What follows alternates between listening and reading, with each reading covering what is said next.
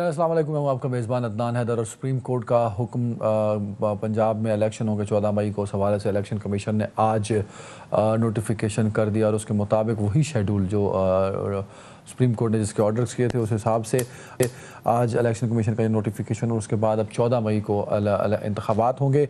और साथ ही बाकी शेड्यूल भी अनाउंस किया गया है जिसके मुताबिक अपीलें कागजात नामजदगी पर जो अपीलें दायर होनी है उसकी आखिरी तारीख 10 अप्रैल होगी।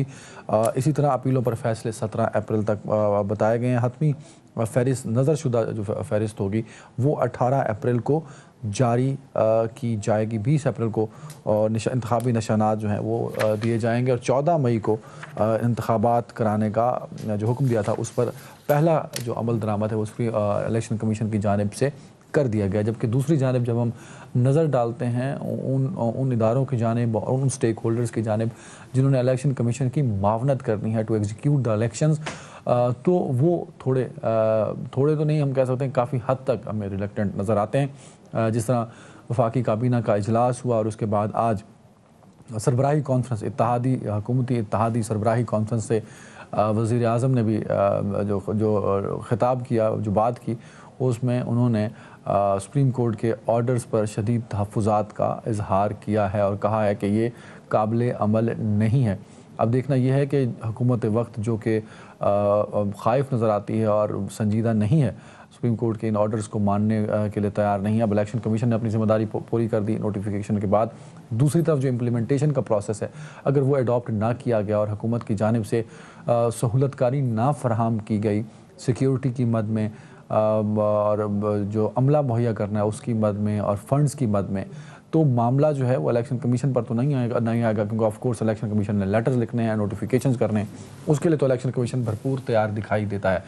लेकिन अगर हुकूमत की जानिब से फैसिलिटेट ना किया गया तो हुकूमत पर किस तरह का एक्शन हो सकता है, क्योंकि फवाद चौधरी साहब कहते हैं कि अगर सुप्रीम कोर्ट का हुक्मनामा ना माना गया तो आर्टिकल 63 का रेफरेंस हुकूमत के ख़िलाफ़ भी आ सकता है।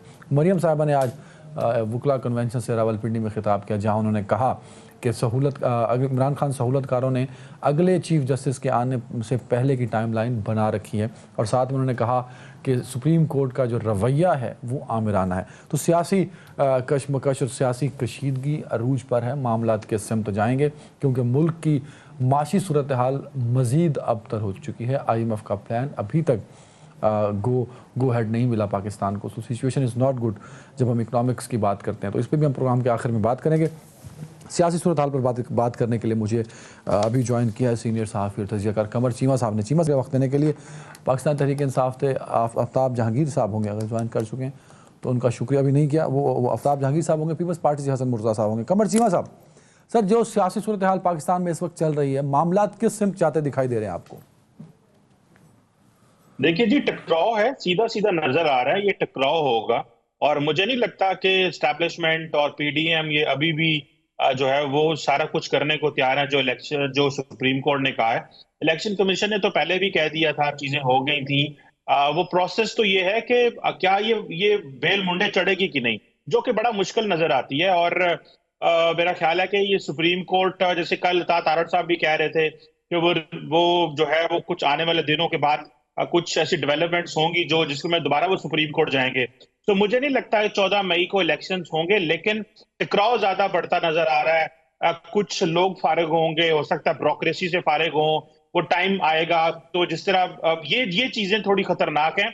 लेकिन देखना यह है कि PDM इस सारे प्रोसेस के अंदर जो जुडिशरी के अगेंस्ट एक नैरेटिव बनाना चाह रही है, क्या वो बना पाएगी कि नहीं पाएगी। एक बात, क्योंकि पहले आपको पता है कि इमरान खान ऑलरेडी एस्टैब्लिशमेंट के खिलाफ एक पॉपुलर बयानिया बना चुके हैं।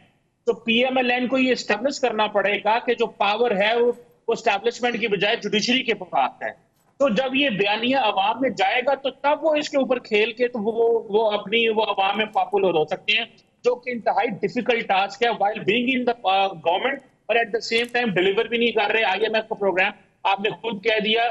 तो लग ये रहा है ये टकराव की सियासत होगी और इलेक्शंस जो है वो वक्त से पहले होते मुझे तो कम से कम नजर नहीं आ रहे। वैसे चीमा साहब, ये जो टकराव की कैफियत है और उसमें सुप्रीम कोर्ट का एक अगर ऑर्डर फॉलो नहीं किया जाता, आप ये कह रहे हैं कि सर्कमस्टांसेस भी कुछ आपने बताया कि 14 मई को इलेक्शन होना तकरीबन आपको दिखाई नहीं दे रहे, अगर नहीं होते तो it is the clear violation of judgement जो कि सुप्रीम कोर्ट ने दी। तो अगर सुप्रीम कोर्ट की जजमेंट की वायलेशन होती है तो आईनी बहरान शिद्दत अख्तियार करेगा, कहीं ना कहीं प्रोसीडिंग्स भी उसके खिलाफ होंगी कि ऑर्डर जो है फॉलो क्यों नहीं किया जाता अगर सिचुएशन स्मूथ रहती है। सर देखिए, इलेक्शन कमीशन ने पहले भी तो क्या किया था, उन्होंने अपनी डेट दे दी तो क्या निकला उससे, उन्होंने 8 अक्टूबर की डेट दे दी, कोई पहले की डेट तो 30 अप्रैल थी। तो नहीं, अब तो नहीं, बात चीमा साहब, अब तो सुप्रीम कोर्ट ने एक डेट दे दी ना सर। सुप्रीम कोर्ट ने जो शेड्यूल इलेक्शन कमीशन ने दिया उसको रीशेड्यूल करके दे दिया। अब वो एक जजमेंट का हिस्सा है ना सर, पहली जजमेंट में डेट तो नहीं थी, ना ही शेड्यूल था। बिल्कुल सही है। So you have to follow the judgement now. नहीं, देखिए 90 डेज इटसेल्फ डेट है। आप 90 डेज को डेट नहीं समझते कि 90 डेज के अंदर कराएं? ये इसको डेट आप कैसे नहीं कह सकते कि ये डेट नहीं है? 90 डेज में नहीं हुआ, पर वो उस पे देखिए 90 डेज में नहीं होते तब कंटेम्प्ट प्रोसीडिंग 63 तो नहीं होता ना सर। अब तो कंटेम्प्ट भी है और 63 भी है इस जजमेंट के बाद। मेरा ख्याल है कि देखें, यहाँ पे कुर्बानियां होनी है, वो ब्यूरोक्रेसी से हो, पॉलिटिकल क्लास से हो, वो जजेस की भीड़, ये वो चाहते हैं कि हम जो है वो ये कुर्बानियां दें। और अगर आपने मरियम नवाज को देखा है, जिस तरह की वो कह रहे हैं, ये हमें ना डराएं, ये हम सारे लोग यहाँ पे सजाएं भुगत के आए हुए हैं, हम जेलों से होके आए हैं, डिस्क्वालिफिकेशन होती हैं तो हो जाएं। तो ये बातें तो हो रही हैं। सो मुझे जो सिचुएशन नजर आ रही है कि अगर आप आज इमरान खान को पीटीएम ये समझती है कि आप पंजाब दे दें और एस्टैब्लिशमेंट भी ये समझती है, तो कल को तो मरकजी हुकूमत वो वैसे ले जाएगा। तो ये जारी बात है, ये इलेक्शन से भागना चाहते हैं और ये बड़ी सीधी सी बात नजर आ रही है। सर वेरी राइट, अगर इलेक्शन से गए भी सही तो इमरान खान साहब तो मजीद एक प्रेशर बिल्ड करेंगे, तो हुकूमत के लिए तो सिचुएशन हैंडल करना ऑलरेडी बड़ा मुश्किल होगा, क्योंकि आप यूएस बैठे हैं, आईएमएफ का प्लान अभी तक हम उसको ऑन बोर्ड नहीं कर सके, तो इकोनॉमिक सिचुएशन और वर्स्ट हो जाएगी। तो आप कह रहे हैं कि ये जो सूरत हाल आप बता रहे हैं और वही सूरत हाल की अक्कासी नवाज शरीफ साहब ने भी उस दिन प्रेस कॉन्फ्रेंस में की, तो क्या हुकूमत मेंटली प्रिपेयर कर रही है हम लोगों को कि यार आप प्रिपेयर रहो, हालात मजीद खराब होंगे? देखें, कल वर्ल्ड बैंक की रिपोर्ट आई है कि तकरीबन 4 मिलियन लोग पॉवर्टी की लाइन से नीचे चले गए हैं। सागदार अभी वॉशिंगटन आ रहे हैं, इट मींस की क्लैरिटी नहीं है कि आईएमएफ कब पैसे देगा कब पैसे नहीं देगा।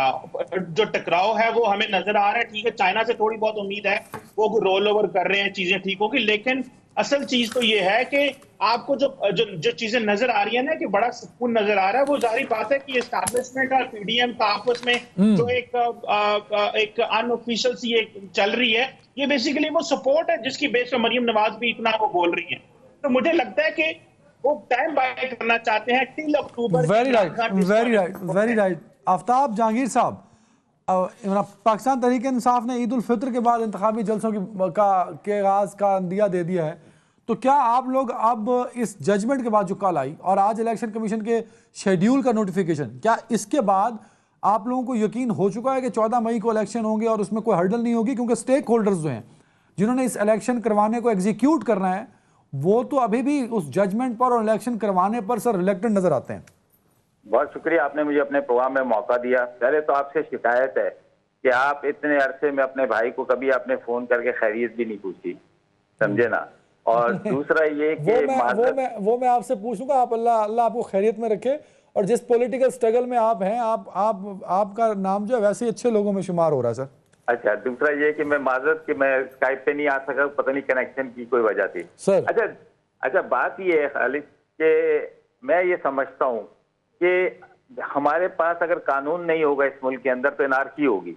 सुबह सिंध अपने कोई हाई कोर्ट से फैसले लेता रहेगा, बलूचिस्तान कोई और लेगा, केपी और पंजाब और, लेकिन सबको जोड़ता है सारे हाई कोर्ट के बाद एक सुप्रीम कोर्ट है। सुप्रीम कोर्ट का चीफ जस्टिस जो है वो एक बहुत बड़ी शख्सियत होता है, और अल्लाह ताला जब किसी को मनसब पे बिठाता है तो उसके साथ उसको विरासत भी देता है कि जी वो जो है फैसले ऐसे करे कि जो कौम और मुल्क के लिए अच्छे हों। अब ये नहीं हो सकता कि जब फैसला आपका 12 बजे रात को इन्हीं 3 जजेस के सामने लगता है सो मोटो पे, तो वो सो मोटो भी वेरी गुड हो जाता है और उसके बाद उसका फैसला भी। तो फिर तो इमरान खान को आपको दाद देनी चाहिए कि जो निकलते वक्त खाली हाथ एक डायरी पकड़ के कहता है कि कोई और रह तो नहीं गया है, और जाके कहता है कि पसंद हो ना पसंद हो, हमारे दरमियान वो बैठ के बात कर रहा था, अपने कारकुनों के दरमियान, अपने मुंतखब नुमाइंदों के दरमियान, कि हमें अपनी सुप्रीम कोर्ट्स पर, अपनी हाई कोर्ट्स के ऊपर एतमाद है और हमें उनके साथ उनके हर फैसले के पाबंद होना चाहिए। नहीं वैसे आफ्ताब साहब उसके बाद भी बड़ी तनकीद की गई थी, खुद आपके लीडर इमरान खान साहब की जानिब से भी,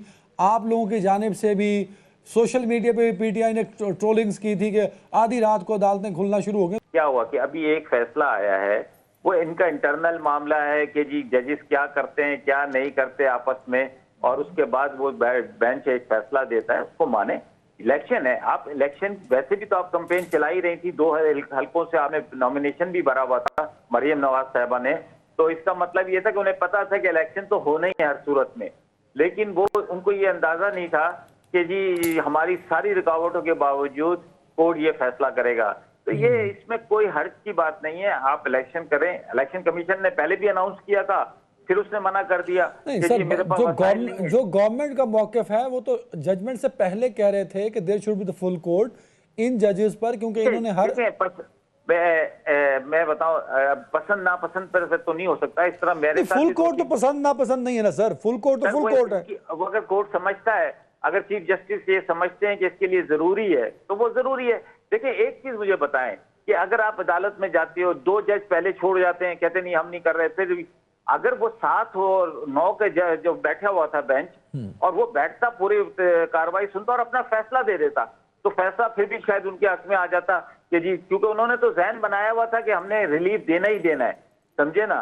तो जब उनका बना हुआ था, अपना जहन बना हुआ था कि ये सारा कुछ हमने करना है, तो फिर बैठे रहते खामोशी से और फैसला लिख कर दे देते कि जी ये फैसला इख्तिलाफी लिखे। वेरी राइट चीमा साहब, कमर चीमा साहब, सर जहाँ तक पीडीएम और पीपल्स पार्टी जो इत्तेहाद है, हुकूमती इत्तेहाद, वो सुप्रीम कोर्ट के जजमेंट, इस फैसले से सियासी पॉइंट स्कोरिंग हासिल करना चाहती है, क्या वो हासिल कर पाएंगे? और इस सियासी टारगेट के चक्कर में कितना को नुकसान होने का खदशा है सर उनका? देखिए मुझे नहीं लगता कि ये 80 पॉइंट स्कोरिंग हासिल कर पाएंगे।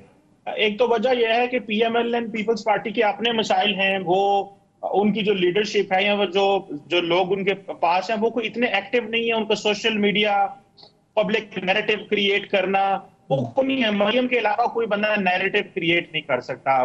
बिलावल और जरदारी साहब का वो मसला नहीं है जो मरियम साहबा का मसला है, तो इसलिए वो इतना खुल खिला के वो चीजें नहीं कर रहे। लेकिन ओवरऑल वो समझते हैं कि इस सारे प्रोसेस में अगर जजेस में थोड़ा प्रेशर आ जाए तो वो अच्छा है, क्योंकि वो जारी बात है एस्टैब्लिशमेंट के साथ भी एक सिलसिला है। तो मुझे ये लगता है कि ये प्रेशर बनाना, ये सारा कुछ करना, ये बड़ा मुश्किल काम है। उसकी वजह ये है कि ये सारा पॉपुलर बयानिया ऑलरेडी के जो है वो पीटीआई समेट चुकी है। इमरान खान ने इस चीज में अवाम को इस चीज में वो तो समेट चुकी सर चीमा साहब, वो तो समेट चुकी, लेकिन कहीं ना कहीं जो बड़ी जरूरत है इस वक्त पीडीएम और इत्तेहाद, हुकूमती इत्तेहाद को, पीडीएम और पीपल्स पार्टी को, वो एक काउंटर नैरेटिव की तो है ना सर। कहीं ना कहीं ये सारी मूवमेंट्स है जो तहरीक इंसाफ या इमरान खान साहब ने जो नैरेटिव बिल्ड किया है, उसको कहीं काउंटर करने का एक बहाना तो हो सकता है सर। देखें अदनान साहब, बात यह है कि आपने नैरेटिव बनाना है विक्टिमहुड पे। इमरान खान ने नैरेटिव विक्टिम होकर बनाया है। इमरान खान के डिलीवरी का नैरेटिव नहीं है कि मैंने ये डिलीवर किया है, उन्होंने एक बयानिया बनाया है। तो मरियम नवाज यही तो बयानिया विक्टिमहुड का जुडिशरी के जरिए बनाना चाहती हैं, जो इमरान खान साहब एस्टैब्लिशमेंट के जरिए बना चुके हैं। अब क्वेश्चन ये है कि माजी में इस तरह रहा है कि हमें पता है कि किस तरह जुडिशरी और जजेस और सारा सिलसिला चीजें मैनेज होती रही हैं, तो हमें पता है कि जो रियल पावर है वो एस्टैब्लिशमेंट के पास है, जुडिशरी के पास नहीं है। तो ये चीज एस्टैब्लिश करना कि रियल पावर जुडिशरी के पास है, इसके लिए पीएमएलएन को पहले बयानिया बनाना पड़ेगा, और फिर जो जुडिशरी करेगी उससे विक्टिमहुड मिलेगी आपको, जो कि इमरान खान ऑलरेडी कर चुके हैं। तो पीएमएलएन का विक्टिमहुड की जो पॉलिसी है वो इंतहाई कमजोर है और उससे कुछ निकलने वाला नहीं है अनटिल एंड अनलेस के इसको प्रोलॉन्ग करें, इमरान खान को जेल भेजें।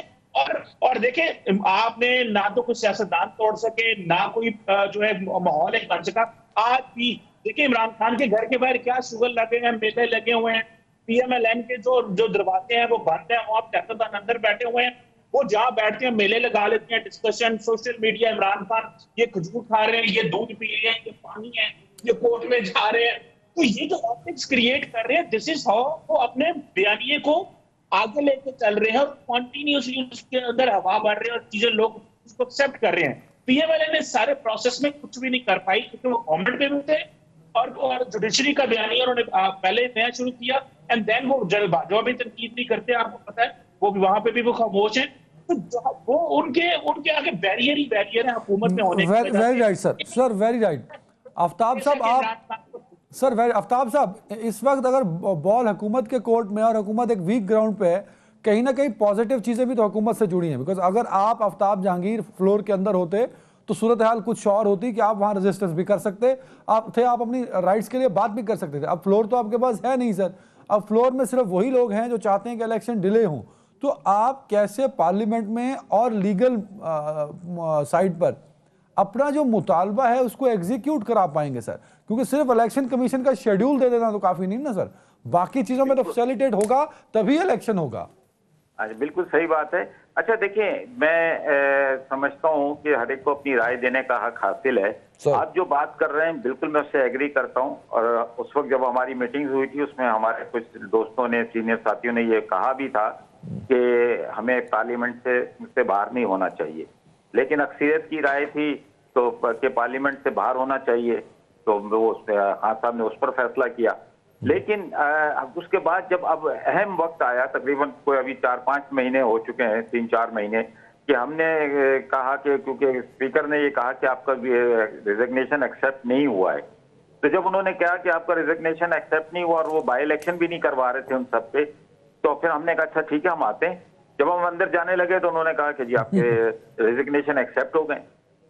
अब मेरी समझ में नहीं आता, कभी कहते हैं कि जी मेरे सामने नहीं आए सर, ऑल आर फैक्ट्स ना सर, हम सारे देख चुके हैं इस बात को। बट हम अगर आज की बात करें तो आप तो सर पार्लियामेंट में जो वीक ग्राउंड पे चले गए ना अपने ही फैसले की वजह से। सर देखिए, हम वीक ग्राउंड पे नहीं गए, हम बहुत मजबूत ग्राउंड में हैं इस वक्त। हम तो ये कहते हैं अगर हम कमजोर हैं। आफ्ताब भाई, आप पार्लिमानी अमूर को अच्छे से जानते हैं सर। अब आज वज़ीर आज़म ने कहा कल हम एक और करारदाद लाने वाले हैं और वो करारदाद इसी जजमेंट के हवाले से होगी, तो पार्लियामेंट का एक बड़ा मजबूत रोल है जो वो प्ले कर सकता है और करने की पोजीशन में है। अच्छा देखें, ये जो चीज है ना ये मुनासिब नहीं है कि आप जो ये करें, ये बड़े आप बेसिक किस्म की चेंजिंग्स लाना चाहते हैं, बिल्कुल लेकर आए, लेकिन कल जब हमारी हुकूमत आएगी तो क्या फिर वो उसको हम कायम रखेंगे? उस फैसले को कभी भी नहीं रखेंगे, समझे ना। तो ये कोशिश कर रहे हैं कि अपने आप को बचाने की। अगर इनको पास ये नहीं होती तो ये कभी ना करारदाद पहले लेकर आते और ना कल लेकर आएंगे, कुछ लेकर आते। इसलिए अब ये बचने के लिए अपने, और अवाम अब समझ गई है कि सारे गेम को कि ये अपने आप को जो है बचाने की कोशिश में लगे हुए हैं और इनके पास पल्ले अब कुछ नहीं है। देखिए मैं आपको एक बात बताऊं, ये पाकिस्तान है, इसके अंदर जो है अब वैसे भी वक्त तो आ ही गया था इलेक्शन का, अब इलेक्शन का वक्त भी आ गया है, तो आप जनरल इलेक्शन को जो अनाउंस कर दें तो 3 महीने आगे पीछे कर लेते तो क्या फर्क पड़ता।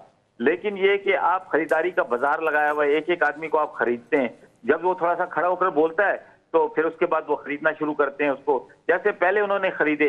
तो ये सियासत अब चलेगी नहीं ज्यादा दिन। अब लोगों को पता चल गया है कि पाकिस्तानी आवाम जो है ना अब इन चीजों के लिए तैयार नहीं है कि उनके ऊपर खरीदारी कर मैं तो वो लफ्ज भी नहीं इस्तेमाल करना चाहता जो लोग करते हैं।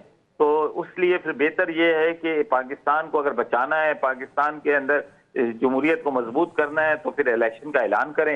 ये अच्छा वक्त है, उनकी तो पॉपुलैरिटी बहुत ज्यादा है पीडीएम की, तो इसके लिए तो ये एक अच्छा वक्त है कि वो इलेक्शन करवा लें और दो ताई अक्सरियत से आए। चीमा साहब, वेरी सर, चीमा साहब, इस वक्त मुल्क के अंदर सूरत हाल ये है कि पीटीआई के पास एक नैरेटिव है एस्टेब्लिशमेंट पे दबाव बढ़ाने का और उस पर तनकीद करने का, पीडीएम के पास एक नैरेटिव आ गया सुप्रीम कोर्ट पे और जजेस पे तनकीद करने का। जब पाकिस्तान के 2 बड़े इदारों पे पॉलिटिकल तबका डिवाइड करके एक पॉलिटिकल प्रेशर बिल्ड करेगा, उन पर तनकीद करेगा और उनको फेम करेगा, तो सर सूरत हाल कैसे बेहतर होगी? और इंटरनेशनली ये जो इमेज बिल्ड हो रहा है पाकिस्तान का, क्योंकि इमरान खान की वजह से कह लें या वैसे कह लें, कहीं ना कहीं पाकिस्तानी सियासत को अब एक इंटरनेशनल मीडिया में एक स्पेस मिलता है, जगह मिलती है, आर्टिकल लिखे जाते हैं, न्यूज़ रिपोर्ट्स लिखी जाती हैं। सर नान साहब, ये जो न्यूज रिपोर्ट लिखी जाती हैं और ये जो इंटरनेशनल मीडिया में आती है वो अच्छी तो नहीं आती। उसमें यही आता है कि वहां पे देखें जुडिशरी एस्टैब्लिशमेंट और ये सियासतदान और ये क्या खेल खेले जा रहे हैं, डर्टी पॉलिटिक्स हो रही है, कोई बात कर रहा है तो कोई बात कर रहा है, कोई अच्छी खबरें में तो हम है नहीं। आप सारा मैं आपको 50 मीडिया आउटलेट्स पे जाके गूगल करके बता सकता हूँ कि पाकिस्तान के बारे में क्या खबर आ रही है। कहीं पे डिफॉल्ट की खबर आ रही है, कहीं से IMF के पैसे लेने हैं, कहीं से जैसे इमरान खान ने ये कहा, आज इमरान खान ने अल जजीरा को इंटरव्यू दिया है कि जो पावर मेरे पास है, रिस्पॉन्सिबिलिटी एस्टैब्लिशमेंट के बात होती है, तो अच्छी खबर तो कोई भी नहीं आ रही, पहली बात ये। दूसरी चीज ये है कि देखें ये जो अदारे हैं, इन अदारों ने क्या नहीं किया हुआ। जब हमें पता है कि सियासतदान तो पॉपेट बैठे हुए हैं तो फिर अदारों पर तनकीद होनी है। तो जुडिशरी का अपना किरदार है, एस्टैब्लिशमेंट का अपना किरदार है। ये तो जो देखिए ये नए सोशल कॉन्ट्रैक्ट की बुनियाद रखते हैं। आपने अगर एक बंद कमरे में बैठ के सियासतदानों ने बात ना की कि किस डायरेक्शन में जाना है, तो अभी तो आपने जोर जबरदस्ती दौंस धांधली इन चीजों से मैनेज की हुई है। आपको बात बताऊं, अदनान साहब आज इमरान खान साहब पावर में आ जाए ना, 1 साल में वो भी अनपॉपुलर हो जाएंगे, क्योंकि इमरान खान साहब को डिलीवर तो कर रहे नहीं, वो तो एक रेटरिक का बयानी है, वो उसको फिर PMLN पकड़ लेगी।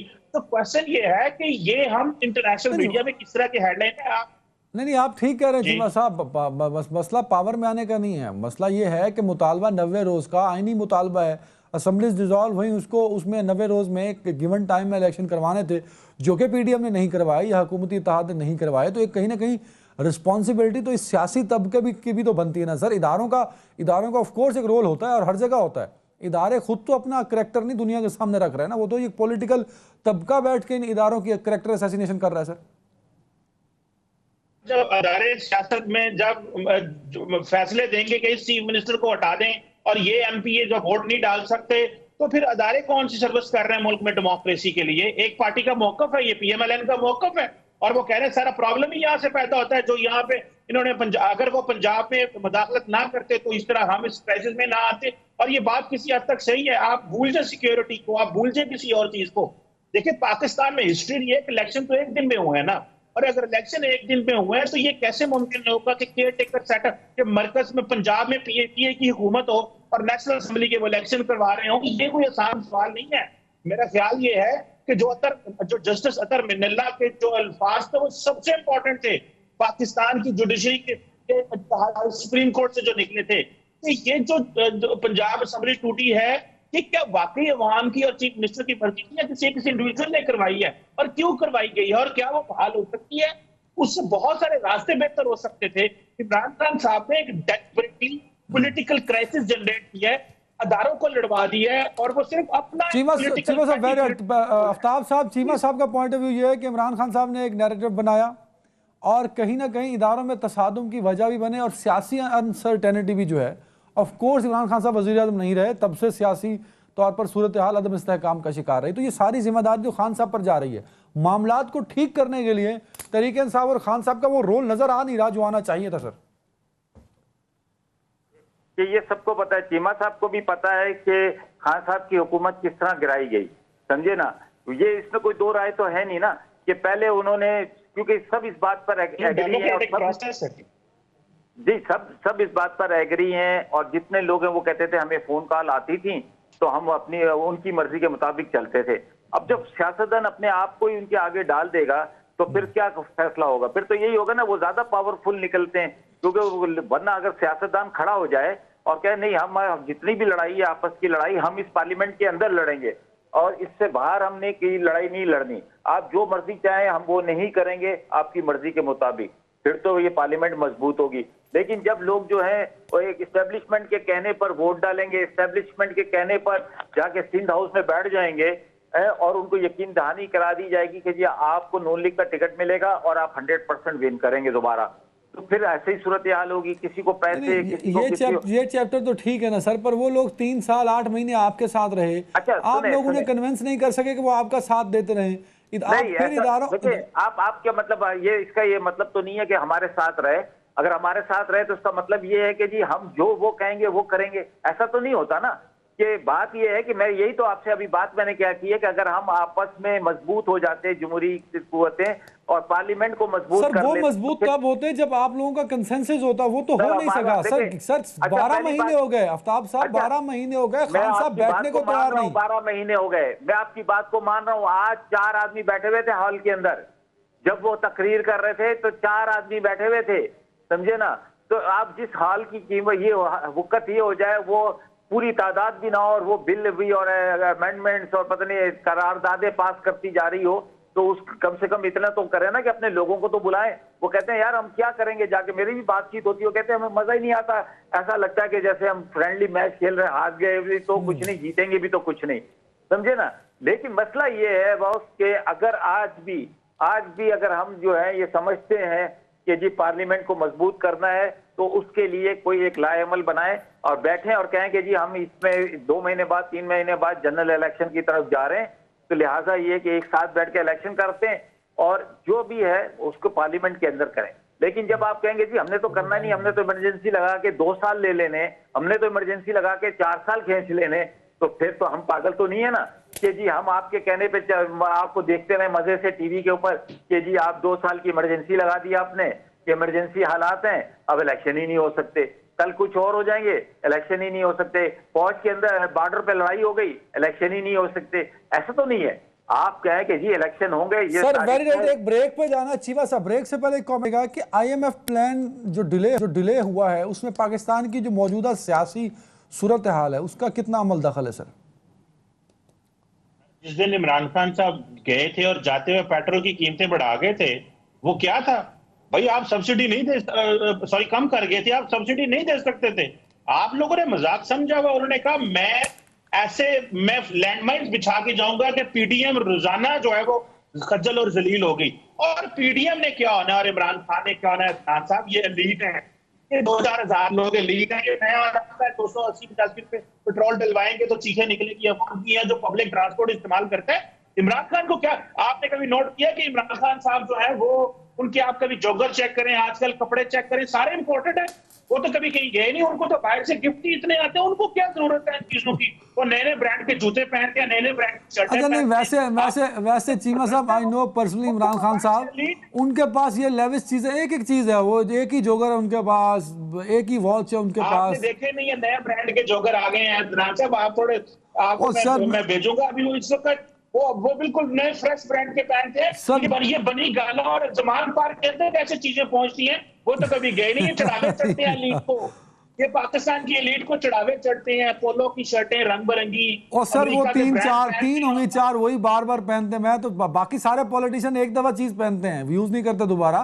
खान को तो मैंने देखा कई मरतबा वो एक ही चीज होती है जो खान ने यूज कर रहा होता है। मेहरबानी है वो 3 दफा पहन लेते हैं, 2 दफा। आफ्ताब जहांगीर साहब last comment sir, Aftab Jahangir साहब। देखिए खान, आपको तो मालूम है खान साहब ने कप्तान चप्पल की चप्पल गिफ्ट ली उससे और वो पहनी, तो कप्तान चप्पल कहां से कहां चला गया, समझे ना। जॉगर तो आजकल जो है 2 नंबर जॉगर भी लेकर आ जाओ तो खान को कुछ नहीं पता चलेगा कि कौन सा जॉगर है, क्या जॉगर है। वो तो जो मिलता है पहन लेता है। उसको मैंने बड़ी करीब से देखा है, सियासत से पहले भी देखा है और अब भी देखा है। वो बार दफा तो हमारी पार्लियामानी उसमें आता था तो उसकी शलवार के आगे वो लगा हुआ था, पैच ये फटी हुई थी, वो तो इसी तरह पहन के, कुर्ता किस कलर का, शलवार किस कलर की पहन के आ गए। मतलब एक आदमी इसका हट कर, मैं ये बात कर रहा हूँ कि ये अल्लाह ने उसको एक दी है, क्रिस्मा दिया है कि वो लोगों के अंदर पसंद किया जाता है।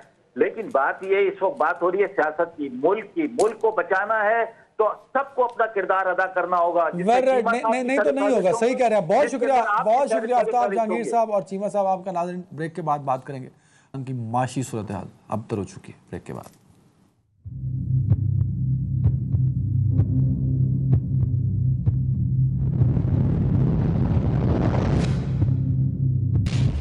Welcome back. और पाकिस्तान की माशी सूरत हाल सियासी और आइनी सूरत हाल से ज़्यादा अबतर है, बट हमारा फोकस सियासत और आइनी बहरान की जानिब है। वो भी एक ज़रूरी इकाई है इस मुल्क की, लेकिन जब तक माशी तौर पर स्टेबल नहीं होंगे तो पाकिस्तान के तमाम मसले जूं के तू रहेंगे। ज़रा हम इस पर बात करेंगे, बहुत कम टाइम हम आजकल दे रहे हैं, लेकिन ये सच है कि रमज़ान मुबारक में अफ्तारी का सामान लेने के लिए भी जो कई पाकिस्तानी हैं जिनकी तादाद मिलियंस में है, उनके पास पूरे पैसे भी नहीं होते। शाहिद हसन सदीकी साहब हैं, फाइनेंशियल एक्सपर्ट, माहिर माशियात। शाहिद साहब बहुत शुक्रिया वक्त देने के लिए। सियासी सूरत हाल अब तर इस मुल्क के अंदर, आइनी बहरान शिद्दत अख्तियार कर रहा है, लेकिन ये इस सब के होते हुए इस मुल्क की माशी सूरत हाल बेहतर होती दिखाई नहीं दे रही, दिन ब दिन ख़राब हो रही है। आए रोज़ हमें यही खबरें आती हैं जो कि इग्नोर हो जाती हैं पॉलिटिकल सिचुएशन की वजह से, कि कर्ज़े बढ़ रहे हैं, गुर्बत का जो लेवल है वो बढ़ता जा रहा है, और इस तरह डॉलर जो है वो बढ़ता जा रहा है, रुपया डी वैल्यू हो रहा है। मामला जा किस तरफ रहे हैं सर माशी तौर पे? बहुत शुक्रिया आपका। गुज़िश्ता तकरीबन 4 बरसों में जिस तरह पाकिस्तान की मईशत को तबाह बर्बाद किया गया है, मेरे ख्याल से उसकी 75 साल तारीख में कोई मिसाल पाकिस्तान में कोई मौजूद नहीं है। लेकिन मैं आपसे सिर्फ ये ज़रूर अर्ज़ कर दूँ कि ये जो मईशत की तबाही है, इससे आवाम तो तबाह हुए ही हैं, जिसका आपने भी जिक्र महंगाई का कर दिया, लेकिन मेरे ख्याल से मईशत के अलावा इससे पाकिस्तान की सलामती के लिए ख़तरात बढ़े हैं, पाकिस्तान के जौहरी प्रोग्राम के लिए ख़तरात बढ़े हैं, पाकिस्तान की जोग्राफियाई सरहदों के लिए ख़तरात बढ़े हैं, और मुझे खुदा न खास्ता ये लग रहा है कि 2024 में FATF दोबारा अपने दांत तेज कर रहा है। हमने उनको इतने हथियार फराहम कर दिए हैं, ये कह के कि हुंडी हवाले का कारोबार बड़ा, रुपया गिर गया, तो यही तो मनी लॉन्ड्रिंग है, यही तो टेरर फाइनेंसिंग है।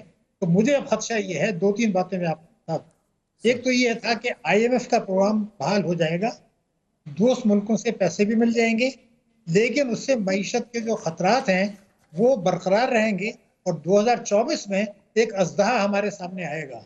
वो अजदहा ये है कि हमारे पास जो टैक्सों की पैसा होगा, उसमें से सूबों का हिस्सा आप निकाल दें तो आप उससे कर्जों पर सूद अदा नहीं कर सकते। तो मुल्की कर्जे हैं, उनका सूद अदा नहीं कर सके तो बाकी को मुल्क पैसा चलेगा, पहला सवाल, जब आपके पास पैसे ही नहीं होंगे। दूसरा ये है कि अभी आपको 3 वर्षों में 95 अरब डॉलर बाहरी दुनिया को पे करने हैं। ये पैसा आपके पास कहां से आएगा? इसलिए कि अब पहले जैसा नहीं था कि अफगानिस्तान में आपकी जरूरत शायद साहब ये फिगर जरा दोबारा बोलिएगा, जो हमने वापस पे बैक करना है वो कितना आप अमाउंट बताने? 95 बिलियन? 3 वर्षों में 95 बिलियन डॉलर्स के हमें बैरूनी अदायगियां करनी है, नंबर 1। मगर मैं दूसरी बात जो आपको अर्ज कर रहा हूं कि अगले साल जो भी आप हदफ रखेंगे टैक्सों की वसूली का, सर उससे आप सूबों को तो आप कानूनन देना है। उसके बाद जो पैसा बचेगा उससे मुल्की कर्जों पर सूद अदा नहीं हो सकता। कौमी बचत स्कीमें, बहबूद, ये सारे जो कर्जे हैं इस पर आप पैसा सूद नहीं दे पाएंगे, तो फिर पूरा मुल्क, तालीम, सेहत और सारा मुल्क कैसे चलेगा? किस चीज को आप गिरवी रखेंगे? जौहरी प्रोग्राम फिर गिरवी रखेंगे, पाकिस्तान की सलामती को गिरवी रखेंगे, अपने असासे बेचेंगे? क्या दुनिया को आप क्या मैसेज क्या देना चाह रहे हैं? मैं सिर्फ ये चाहता हूँ कि अभी जो कुछ हो गया, इलेक्शन होने चाहिए वक्त पर, लेकिन 184(3) जो है ये तो पब्लिक इंटरेस्ट है।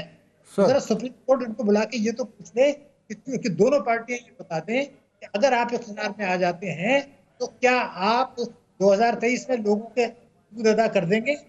कानून में, आइन में तो ये भी लिखा है ना कि हर बच्चा स्कूल जाएगा, 25A है आइन, तो वो तो आपके 24 मिलियन बच्चे स्कूल नहीं जा रहे हैं।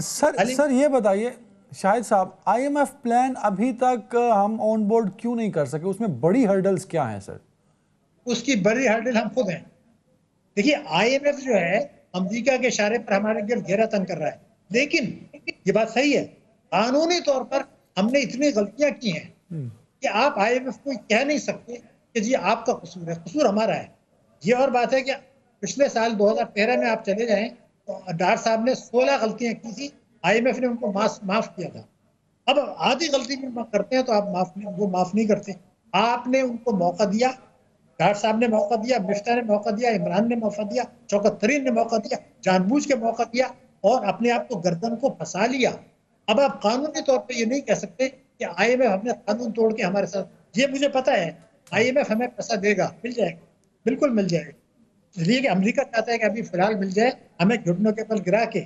मगर मुझे ये देखना है कि एक मैं सवाल आपसे बताना चाह रहा हूँ कि मैं मसला क्यों पेश कर। एक होता है बहबूद सर्टिफिकेट, आपको भी बताएं, बहबूद में कौन होते हैं? बेवाएं, यतीम, एक्टर्स। वो उसको आपने मुनाफा दे रहे हैं 14%, इस पर 14% मुनाफा, आपका अफराद दर है 34%। इसका मतलब यह है कि आप उस 100 रुपए के 80 दे रहे हैं, और जो ट्रेजरी बिल्स हैं, बैंक पैसा लगाते हैं, दूसरे लगाते हैं, वहां 21% दे रहे हैं। तो सारी दुनिया को तो आपने ये बताया था कि हमारा बहबूद प्रोग्राम जो है वो कफालत का प्रोग्राम है, तो ये तो उसमें तो 13-14% हुस्वत होता था जब अफराद दर 7% था। अब आपने स्टेट बैंक ने खिलवाड़ किया और डिस्काउंट रेट को 12 से लेके 12.5 से लेके हमारे 21% पे ले गया। लेकिन आप जो मुनाफा दे रहे हैं कौमी बचत पे, वो तो 13-14% है। तो ये तो इस्तेहसाल हो गया। ये वो कुफर का निजाम है, जुल्म का निजाम तो चल जाता है मगर जुल्म का नहीं चलता। मालदार तबकों को आप 21% सूद दे रहे हैं, बेवाएं यतीमों को आप 14% दे रहे हैं। ये सवाल पैदा हो गया, ये जुल्म, फिर ये बहबूद कहाँ रहा? ये तो इस्तेहसाली हो गया। तो ना इसमें फायदा नहीं हो रहा सर। वेरी राइट, बिल्कुल ठीक कह रहे हैं सर आप। सर ये बताइएगा, नवाज शरीफ साहब ने एक प्रेस कॉन्फ्रेंस की, उसमें उन्होंने अच्छी खबर देने की बजाय और बुरी खबर दे दी। उन्होंने कहा आप क्या सोच रहे हैं, आप डॉलर तो होगा 500 रुपये। तो क्या उनकी बात एक जज्बाती बयान था या 500 वाला जो बयान था वो कहीं हकीकत भी हो सकता है इस मुल्क के अंदर? देखिए, 500 की बात तो एक उन्होंने सियासी बात की है, लेकिन अगर मैं आपसे ये कहूँ कि आप 500 पे मत जाइए, आप ये पर जाइए, मैं एक बड़ी अहम बात आपको कर रहा हूँ, लेकिन गौर करना पड़ेगा उसमें। फरवरी 2022 में चले जाएं, 178 रुपए का डॉलर था सर 178, आज कितना है 287, कितना फर्क हो गया 100 रुपए का, 107 रुपए का। तो आपको पता है जिस मुल्क की 70 अरब डॉलर की इंपोर्ट्स हो, अगर $1 पर वो 107 रुपए गिरा देता है तो 7,500 अरब रुपए तो आपकी इंपोर्ट्स की मालियत बढ़ गई, उस पर कस्टम ड्यूटी बढ़ी, उस पर सेल्स टैक्स बढ़ा, आपका पेट्रोल बढ़ा, तो आपका मुल्क चलेगा कैसे? पहले ये सोचे ना। वो 500 होता है, वो तो गलत बात है, 500 सियासी बयान है, लेकिन 178 से 285 तो हो गया। लेकिन अगर आप एज ए पाकिस्तानी मुसलमान, मैं सोचता हूँ, एक जुमला मैं आपको बता दूं, सर हिंदुस्तान का ग्रोथ रेट 6% इस साल, मेरे मुल्क का ग्रोथ रेट 0.3%। हिंदुस्तान में महंगाई 6%, मेरे मुल्क में 31%। हिंदुस्तान में डिस्काउंट रेट 6.5% और आपका जो है 21%। और आप कहते हैं हम कश्मीर ले लेंगे। अरे भाई वहां G20 की कॉन्फ्रेंस हो रही है, सारी दुनिया वहां पर है और आपकी मईशत नीचे जा रही है। We are nowhere. सर ये बताइएगा, टाइम भी हमारे पास कम है और माशी मसला बड़ा इंपॉर्टेंट है, इस पर लंबी बात होनी चाहिए। सर ये बताइए, इसहाक डार साहब अपने आप को बरी जिम्मा कर लेते हैं कि IMF प्लान अगर ऑन बोर्ड नहीं हो सका, हम उनको नहीं ऑन बोर्ड कर सके, तो इसमें मेरा कसूर नहीं है, सारी जिम्मेदारी इमरान खान साहब की है।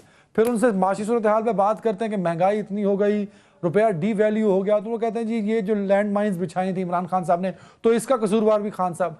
ये 12 महीने से तो हुकूमत और माशी पॉलिसी इनके पास है, तो खान साहब कहाँ से जिम्मेदार हुए सर? नहीं, इसका जिम्मेदार तो टीपू सुल्तान है ना। ये क्या बात हुई भाई? आप मेरी बात सुने, अक्टूबर में बात सुन लें, अक्टूबर 2020 में, अक्टूबर 2022 में सर डार साहब थे, उस पर डॉलर 220 का था, आज ये 287 का हो गया। देखिए इमरान ने बहुत बड़ी तबाही की थी, मैं मानता हूं, इसलिए कि उन्होंने 28 फरवरी को जो मुआहदा तोड़ा तो 5 हफ्ते में $5.5 अरब पाकिस्तान के रिजर्व गिर गए। ये बिल्कुल सही बात, गलत किया। लेकिन अब तो मिफ्ता ने भी तो मुआहदे तोड़े, उसकी कौन जिम्मेदारी लेगा? उसकी शहबाज शरीफ लेंगे, कौन लेगा? फिर उसके बाद जब डार साहब आए, उनको किसने रोका था कि स्मगलिंग रोकते? किसने उनको रोका था? हुंडी वाले रोकते। ये सारा जो खेल हो गया, ये तो अब FATF हमारे पीछे पड़ रहा है। आप देखिएगा 2024 में होने क्या वाला है। ये हम जिम्मेदार हैं, इसके जिम्मेदार इमरान खान है, शौकत तरीन है, शहबाज शरीफ है, उनकी काबीना है, मिफ्ता इस्माइल है, इसहाक डार, पूरी काबीना है, सब ने, और स्टेट बैंक है और वो इदारे हैं जिन्होंने स्मगलिंग रोकना था, सब ने मिलकर खिलवाड़ किया है, सब ने मिलकर फायदा उठाया है। तबाह कौन हुआ? पाकिस्तान की मईशत। तबाह कौन हुआ? पाकिस्तान का 23 करोड़ अवाम। और तबाह नुकसान किसको हो रहा है? पाकिस्तान की सालमी। तस्लीम कर लें, इल्जाम तराशी से। बिल्कुल सर आखिरी 2 मिनट है, ये बताइएगा कि क्या IMF प्लान अगर और डिले हुआ तो उससे नुकसान क्या होगा? और आपने 2 दफ़ा कहा कि FATF का में हम दोबारा ग्रे लिस्ट में जा सकते हैं, उसके लिए क्या आपको ये आपका अंदाज़ा है या आपको लगता है कि हमारी पॉलिसीज़ और फाइनेंशियल मैटर्स ऐसे हैं कि जो हमें अल्टीमेटली 1 साल बाद दोबारा से FATF में ले जाएंगे?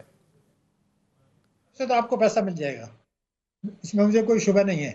इसलिए कि अमेरिका ने आपसे कहा आप डू मोर एनवायरमेंट टेरर, वो कुछ कराएंगे और उनकी सिफारिश हमने करा दी है, उनकी शराइत माननी है, मुल्क की जड़ें खोद दी हैं, पैसा तो मिल जाएगा। मेरा मसला सिर्फ ये है, आप ये देखिए स्टेट बैंक की रिपोर्टें पढ़िए, वो ये कहते हैं कि हुंडी हवाले का कारोबार बढ़ गया। स्टेट बैंक ने ये कहा कि जी आप जो इम्पोर्टर्स हैं वो डॉलर का इंतजाम बाहर से कर लें। तो उनसे पूछा आप कहाँ से इंतजाम करेंगे? कहले जी हमने हुंडी से पैसा बाहर भेजा।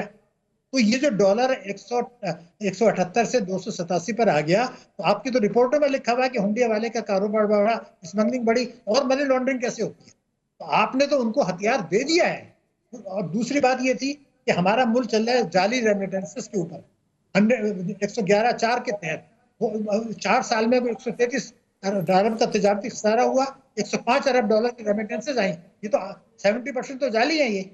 ये तो ये भी NRO है, वो भी पकड़ेगा कि ये आपका, तो ये आप 111(4) क्या है? आपके मुल्क में जो डॉलर गिरा है, तो आप तो खुद कह रहे हैं कि हुंडी वालों का कारोबार बढ़ा है। तो और मनी लॉन्ड्रिंग, टेरर फाइनेंसिंग क्या होती है? भारत जो है वाइस चेयरमैन है एशिया पैसिफिक का, तो ये मेरा अंदाजा नहीं है, ये तलवार लटकी हुई है। लेकिन हम लोग इलेक्शन और इंतखाबात और सियासी झगड़ों से आगे सोच ही नहीं रहे हैं कि देखिए चीन भी आपकी मदद नहीं करेगा, ये मैं आज आपको बता दूं। उसकी वजह ये है कि चीन एक आलमी ताकत बन रहा है, वो अमेरिका के मुकाबले पे आ रहा है, तो वो आलमी निज़ाम के खिलाफ जाके अब आइंदा आपकी मदद नहीं करेगा। वो इसलिए कि उसने रूस से दोस्ती की है, उसने ईरान और सऊदी अरब की दोस्ती कराई है, ब्रिक्स में उसने भारत को शामिल किया है, मुझे नहीं किया। अब वो आपसे कहने वाला है कि भारत से आप ताल्लुकात ठीक करें, कश्मीर के मसले में जो ये आपने जमीनी रास्ते से तिजारत खत्म किया वो करें। वो पाकिस्तान का दोस्त जरूर है, लेकिन इतनी मदद नहीं करेगा कि अपने आलमी निजाम में अपने रोल को खत्म कर वेरी दे। राइट ये sir, situation is not good for Pakistan. बहुत शुक्रिया शाहिद हसन सिद्दीकी साहब। नाज़रीन अपना ख्याल रखिएगा। अल्लाह हाफ़िज़।